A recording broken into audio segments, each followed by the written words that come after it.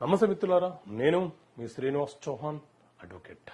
మిత్రులారా, ఎవరైనా ఒక ప్రభుత్వ ఉద్యోగి కానీ లేకపోతే ఒక ప్రైవేట్ ఉద్యోగి కానీ అప్పు తీసుకొని అప్పు చెల్లించని పక్షంలో అతని యొక్క జీతాన్ని జప్తు చేయమని మనం న్యాయస్థానాన్ని అడగవచ్చా? అసలు చట్టం ఏం చెప్తుంది? సో మిత్రులారా, మన దేశంలో సివిల్ ప్రొసీజర్ కోడ్ సిపిసి అనే చట్టం అమలు ఉన్నది. ఈ సిపిసి చట్టము ఏం చెప్తుంది అని అంటే, ఏదైనా ఒక సివిల్ వివాదము న్యాయస్థాన పరిధిలోకి వచ్చినప్పుడు న్యాయస్థానము ఆ వివాదాన్ని ఎలా విచారణ చేయాలో చెప్పే చట్టమే ఈ సిపిసి సివిల్ ప్రొసీజర్ కోడ్ అనే చట్టం.